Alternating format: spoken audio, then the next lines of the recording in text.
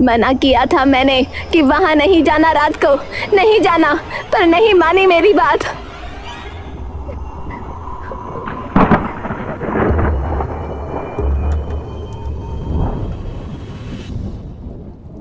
वंश अपनी बहन वाणी की तरफ देखता है। वाणी बिस्तर के सिरहाने से सिर टिकाए एकदम चुपचाप बिखरी हुई सी बैठी होती है। वंश आकर वाणी के बगल में बैठ जाता है और उसके कंधे पर हाथ रखकर सामने फोटो की तरफ देखने लगता है। पहले माँ और अब हमारा बाप भी हमसे छीन लिया। मैं तुझसे पूछता हूँ वाणी, तू क्या चाहती है कि हम अब क्या करें? देख, तू अगर कहेगी तो हम अभी ये गांव छोड़ के जा सकते हैं। मैं पहले ही अपने माँ बाप को खो चुका हूँ, अब तुझे नहीं खो सकता मैं। भैया, बात अब बस मेरी आपकी नहीं है। हम तो चले जाएंगे, पर ये सवाल मुझे कभी नहीं छोड़ेंगे। है तो तू बहन मेरी, तो ढूंढे फिर जवाब। हाँ। डमरू की आवाज सुनी थी, हमें सिर्फ इतना पता है, पर पूरी बात गांव में किसी को नहीं पता। क्यों नहीं पता? पता है ना। पता है, पर किसे? गांव के लोग जो इतने डरे बैठे हैं, उन्हें तो पता ही होगा ना कि पूरा माजरा क्या है। बात तो ठीक है। काका नमस्कार। अरे अरे आओ आओ बालकों, नमस्ते नमस्ते। अरे बैठो बैठो बच्चों। काका आपसे कुछ सवाल पूछने थे। सवाल? हाँ हाँ भाई, पूछो पूछो, क्या पूछना है पूछो। हुआ क्या था, क्योंकि मुझे पूरी बात नहीं पता लग पा रही है। काका थोड़ी देर चुप रहता है। पूरी बात तो मुझे भी नहीं पता है बेटा, पर सुनने में तो यही आया है कि वो जो है उस कुएं के पास चला गया था जहाँ जाना मना था। फिर उसे वो आवाज़ सुनाई दी होगी शायद, और बस फिर तो कुछ लोगों को अगले दिन उस कुएं के पास पूरा पानी से भीगा हुआ वो मिला। तो आपको उस कुएं के बारे में कुछ पता है? अब नहीं बिटिया, उसको तो ना देखने की और ना उसके बारे में जानने की कभी हिम्मत हुई। हाँ। अच्छा। ठीक है काका, प्रणाम। वंश और वाणी पूरे गांव में सभी से पूछताछ करते हैं, पर किसी को भी पूरी बात पता नहीं थी। पूरे गांव से पूछ लिया, पर किसी को कुछ नहीं पता। फिर कैसे होगा? कस्तूरी अम्मा? अरे उन्हें कैसे भूल गए? सबसे पुरानी तो वही है इस गांव में। यहाँ उन्हें पक्का कुछ ना कुछ तो पता ही होगा। हाँ, ये बात तो ठीक है। उन्हीं की झोपड़ी में चलते हैं फिर, चलो। वाणी और वंश दोनों कस्तूरी अम्मा की झोपड़ी पर चले जाते हैं। अंदर जा भी सकते हैं? नहीं। अच्छा तुम हो? अम्मा अंदर आ सकते हैं क्या? आओ।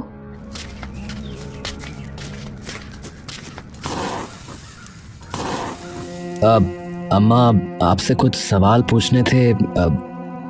क्या पूछना है? कि तुम्हारा बाप कैसे मरा? हाँ अम्मा। क्यों जानना चाहते हो? क्योंकि बाप था हमारा, इसलिए इतना तो हक हमारा भी बनता है। बता तो दी थी, उसे डमरू की आवाज सुनाई दे गई होगी। पहला सवाल तो यही है कि आपको कैसे पता कि उन्होंने उस डमरू की आवाज सुनी होगी? क्योंकि कुएं के पास पड़ा मिला था वो। वो तो कोई मार के फेंक भी सकता है ना? क्यों, तुम्हारे बाप से किसी की दुश्मनी थी क्या? नहीं। फिर और अगर किसी ने मारा होता तो पुलिस को ना पता लगता क्या? तो फिर हुआ क्या है? वो कुएं के पास गया था रात को। इस बात का मतलब क्या है? हमें ये तो बताओ ना, क्या है ऐसा उस कुएं में कि लोग उसके आसपास भी जाने से डरते हैं? बस समझ लो कि कुछ ऐसा है कि उसके आसपास जिनका भी घर था वो सब अपना अपना घर छोड़कर भाग गए वहां से। वही तो हमें पूछना है कि क्यों, ऐसा क्या है उस कुएं में? राक्षस। राक्षस? हाँ, वो कुआं देखा है तुमने कभी? उस कुएं की जमीन तुम्हें कभी ना दिखेगी, दिखेगी तो सिर्फ अंधेरा। क्यों? क्योंकि सच में वो कुआं कहीं खत्म नहीं होता, वो कुआं सीधा पाताल लोक में जाता है। कुछ भी बोलती हो अम्मा, ये कैसे हो सकता है? और पाताल लोक में डमरू कब से बजने लगे? जो है वही बता रही हूँ। आपको कैसे पता? आपने जाकर देखा है? गांव के कई लोग आए थे तुम्हारी तरह, जो इसका पता करना चाहते थे, तो वो उस कुएं में गए। थोड़ी देर तक तो उनकी आवाज आई, थोड़ी देर बाद एकदम बंद हो गई। तो अगर तुम सोच रहे हो ना कि बाप की मौत का राज पता लगाओगे, तो भूल जाओ, वरना तुम्हारा भी वही हाल होगा। वैसे आपको इसके अलावा कुछ पता है क्या? अभी भी चेतावनी दे रही हूँ कि वहां जाने का सोचना मत। वो कुआं पहले ही कई लोगों की जान ले चुका है। अरे वानी, चल यहाँ से, इन्हें भी कुछ नहीं पता है। दोनों वापस घर चले जाते हैं। वानी कमरे में बैठी अपना सितार बजा रही होती है। अरे चाचा, आप? अरे कैसे हो बच्चे तुम दोनों? चाचा नमस्ते। नमस्ते मेरी बच्ची। भाई वाह, बहुत ही सुंदर बजाया तुमने सितार। शुक्रिया चाचा। अरे अंदर आइए ना चाचा। तुम्हारे पापा के कपड़ों में हमें एक खत मिला बेटा। हाँ। वैसे बानी बेटा, तुम ये बांसुरी भी बजा लेती हो क्या सितार के साथ साथ? है? हाँ चाचू। अरे तो थोड़ी सी बजा के हमें भी सुनाओ। ठीक है चाचू।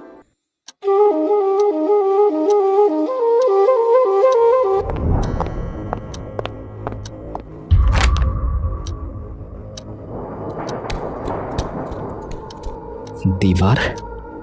कौन सी दीवार? कौन सी गुफा? रास्ता कुएं में नहीं, दीवार पर। यानी कुएं के अंदर नहीं है जवाब, कुएं पर है। कुएं की दीवार पर? हाँ, हमें उस कुएं के पास जाना होगा। पर भैया अभी नहीं जा सकते, खतरे से खाली नहीं है उधर रात को जाना। हाँ, तो एक काम करते हैं, कल सुबह सुबह जाएंगे।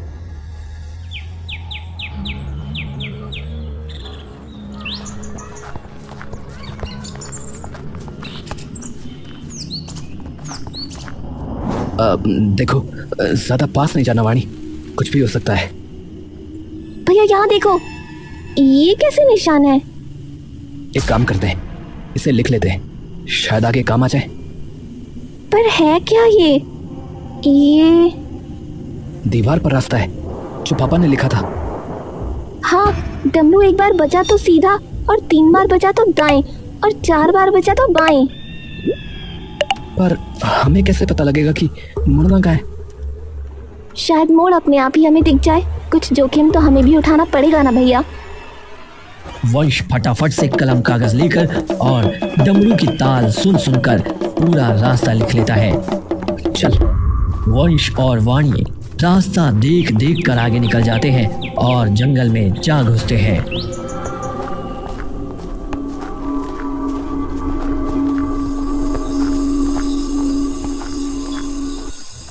भैया इसमें तो आगे जाकर बाएं मुड़ना है, पर अभी तक तो कोई रास्ता बाएं गया ही नहीं।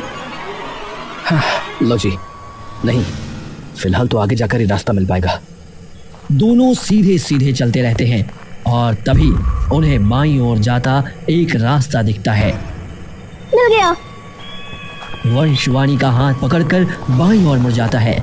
दोनों धीरे धीरे रास्ता पार कर उस छुपी हुई गुफा के सामने पहुंच जाते हैं। गुफा के आसपास काई जमा होती है और उस पर कई सारे जाले लगे होते हैं, लेकिन जालों के बीच में एक जगह बनी हुई होती है, जैसे कोई उन्हें हटाकर गुफा के अंदर गया हो। पापा जरूर अंदर गए होंगे, तभी यहाँ जगह बनी हुई है। पर पापा हमें छोड़कर क्यों चले गए? ऐसा क्या था? अरे पापा पुलिस में थे यार, उन्होंने न कभी कुछ गलत होते हुए सहा, न उनसे कभी कुछ गलत होते हुए देखा गया। तो जिस कुएं की वजह से गांव में इतनी मौतें हुई हों, तो बताओ वे कुछ क्यों नहीं करेंगे? वाणी चुपचाप वंश की ओर देखती रहती है। चलिए ना अंदर चल के देखते हैं। रुक, पहले मशाल जला लेते हैं, अंदर अंधेरा होगा ना। दोनों हाथ में मशाल लिए गुफा के अंदर घुस जाते हैं। दोनों आसपास देखते हैं लेकिन कुछ नहीं होता। कई देर तक दोनों सीधे ही चलते रहते हैं कि तभी उन्हें एक औरत की आवाज आती है। जाओ। दोनों भाई बहन अचानक से पीछे मुड़कर देखते हैं। ये कौन था? पता नहीं, पर तू जल्दी जल्दी चल। फिर से उसी औरत की आवाज उन्हें आती है। जाओ मैंने कहा। एक हवा का झोंका वंश और वाणी के मुंह पर आकर लगता है। आप कौन है?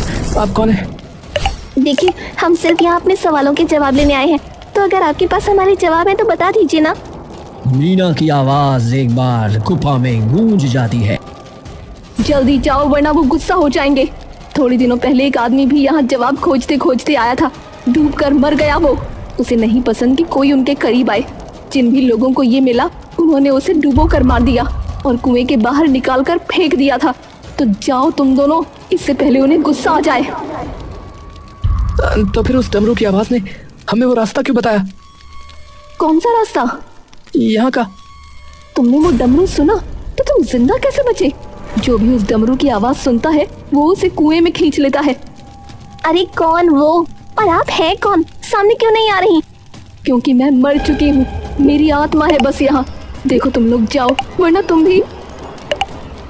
देखो वो जो आए थे वो हमारे पापा थे, तो हम नहीं जाने वाले। हाँ देखो, उस कुएं या जो भी कोई उसमें है वो हमारे गांव के कई लोगों की जान ले चुका है, और हम अब की बार तो इसे रोकेंगे। हाँ, नहीं तो फिर हम भी मर ही जाएंगे। हाँ, क्योंकि अब तो कोई बचा भी नहीं हमारा। माँ बचपन में चली गई और पापा अब, और हम नहीं चाहते कि जो हमारे साथ हुआ वो किसी और के भी साथ हो। कुछ देर तक कोई आवाज नहीं होती। गई क्या? यही हूँ। हाँ, अच्छा। जिसकी आप बात कर रही हैं वो कौन है? मेरे पति राजेश भंडारी। क्या?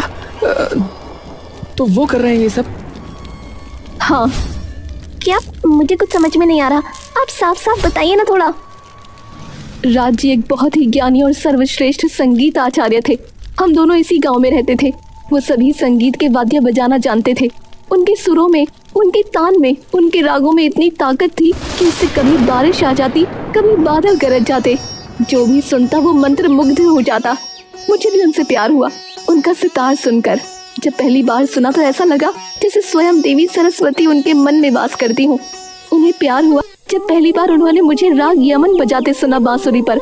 कुछ ही सालों में हमारी शादी हो गई, लेकिन गांव में एक और लड़का था, मन से लोभी और दिमाग से खोखला। उसे भी मैं पसंद थी। तो जब मेरी शादी हुई तो उससे शादी बर्दाश्त ना हुआ। तो जब एक दिन राज जी घर पर नहीं थे तो उसने अपने कुछ दोस्तों के साथ मिलकर मेरा अपहरण कर लिया और मुझे जंगल में ले गया।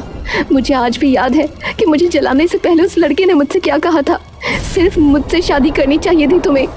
जब आत्मा के रूप में आई तो सिर्फ इतना देखा कि राजेश जी मेरे जले हुए शरीर को अपनी गोद में लिए इस गुफा में बैठे हुए हैं और जोर जोर से चीख कर रो रहे हैं। धीरे धीरे उनका दर्द, उनकी पीड़ा ऐसी क्रोध में बदल गई जिसका भुगतान पूरे गांव को करना पड़ा। उस रात उन्होंने अपने हाथ में डमरू लिया। उस डमरू की हर ताल में सिर्फ भीषणता थी। इतने आक्रोश और क्रोध से उस दिन उन्होंने वो डमरू बजाया कि उसकी गर्जन से बादल भी फट पड़े। पूरा गांव भूकंप से तहस नहस हो गया। वो मंजर इतना भयानक और रूह कपा देने वाला था कि मानो शिव ने फिर से सती के प्राण जाने पर भैरव का रूप धारण कर लिया हो। मैं खूब चिल्लाई लेकिन मेरी एक आवाज नहीं सुनी। पूरा गांव मिट्टी में मिल गया। और आपके पति का क्या हुआ? वो भी उसी हादसे में डूब गए, पर उनकी आत्मा वो उसी डमरू में फंसी रह गई। वो अभी भी इस गांव के लोगों से नाराज है। तो तुम जाओ। वाणी थोड़ी देर तक नीचे सिर झुकाए कुछ सोचती रहती है और फिर धीरे से ऊपर की ओर देखती है। उनकी आत्मा को मुक्ति नहीं मिल पा रही है। वो अभी भी अपनी पत्नी, जिससे उन्होंने शायद सबसे ज्यादा प्यार किया, उसके चले जाने के दुख में है। तो अगर आप उनसे बात कर लें तो शायद वो शांत हो जाए। कोई आवाज नहीं आती। मैंने बहुत कोशिश की पर वो मुझे उस डमरू के अंदर से सुन नहीं पा रहे हैं और ना ही देख पा रहे हैं। तो वो डमरू कहाँ पर है? मैं बता तो दूंगी पर तुम कभी उस जगह तक नहीं पहुंच पाओगे। पहले ही यहाँ बाढ़ आ जाएगी और तुम्हें डुबो देगी। मैंने देखा है उनके गुस्से से कोई नहीं बचा आज तक। वो पहले भी ऐसे ही थे। जब उन्हें गुस्सा आता था ना तो मेरे अलावा उन्हें कोई शांत नहीं कर पाता था। कभी बांसुरी बजाकर तो कभी प्यार से समझाकर उन्हें मनाती थी। मिल गया जवाब। भैया आप यहीं रुको, मैं बस अभी थोड़ी देर में आती हूँ। क्या हुआ? कहाँ जा रही हो तुम? भरोसा करो। हाँ ठीक है। वाणी दौड़ती हुई गुफा से बाहर निकल जाती है। ये कहाँ गई? पता नहीं। थोड़ी देर बाद वाणी वापस लौट आती है और वंश का हाथ पकड़कर आगे बढ़ने लगती है। चलो। अरे पर मैं कह रही हूँ ना कुछ नहीं होगा, चलो। नहीं वहाँ मत जाओ, आप बस हमारे साथ रहो। वाणी और वंश धीरे धीरे आगे बढ़ने लगते हैं। तभी उन्हें पानी की आवाज बहुत जोर से अपनी तरफ बढ़ते हुए सुनाई देती है। वंश वाणी का हाथ पकड़कर वापस खींचने की कोशिश करता है लेकिन वो नहीं रुकती। डरो मत भैया, चलते रहो। अरे तू पागल है क्या? अरे मर जाएंगे यार। तभी पानी की बड़ी सी लहर उन्हें अपनी तरफ तेजी से आती हुई दिखती है। वाणी वंश का हाथ छोड़ देती है। अरे चल वाणी भाग। जब तक हम कुछ नहीं करेंगे तब तक ये सब यूं ही चलता रहेगा। वाणी अपनी जेब से एक बांसुरी निकालती है और बांसुरी बजाना शुरू कर देती है। पानी उनकी तरफ तेजी से बढ़ रहा होता है। अरे ये तो क्या कर रही है? अरे छोड़ बांसुरी। अरे बांसुरी क्यों बजा रही तू? तभी मीना की आवाज आती है। वो राग यमन बजा रही है जो उन्हें पसंद है। वंश चौंक कर वाणी को देखने लगता है। पानी तेजी से उनके बहुत करीब आ रहा था। हे प्रभु रक्षा करना प्रभु। पानी तेजी से आते आते एकदम से उनके मुंह के सामने आकर रुक जाता है और वाणी बस आंखें बंद कर बांसुरी बजा रही होती है। पानी धीरे धीरे पीछे जाने लगता है। जैसे जैसे पानी पीछे जाता है सभी लोग उसके साथ साथ आगे बढ़ने लगते हैं और आखिरकार वो गुफा के बिल्कुल अंदर पहुंच जाते हैं, जहां उन्हें एक मिट्टी में काई जमा हुआ डमरू दिखता है और उसी के बगल में 2 कंकाल दिखते हैं। ये दोनों? हाँ हम ही हैं। तो अब क्या? पहले तो इन्हें बाहर लेकर जाना होगा। वंश की नजर तभी साइड की एक गहरी ढलान पर जाती है। ये ढलान कहाँ जा रही है? सीधा कुएं के अंदर। वाणी जाकर वो कंकाल उठाती है और वंश वो डमरू उठाने लगता है कि तभी पूरी गुफा में जोर का भूकंप आने लगता है और सारी गुफा टूट कर नीचे गिरने लगती है। नहीं अब कहाँ जाएं? वंश भागकर वाणी का हाथ पकड़ लेता है। इस ढलान में चले जाओ। क्या? हाँ अभी, वरना यहीं दबकर मर जाओगे, सब बेकार हो जाएगा।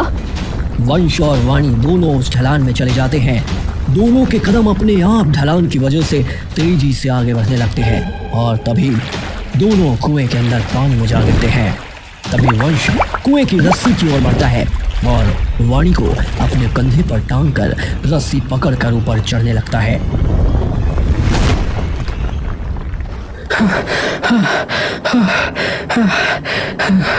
वाणी देखो, ये डमरू अपने आप बज रहा है। देखो।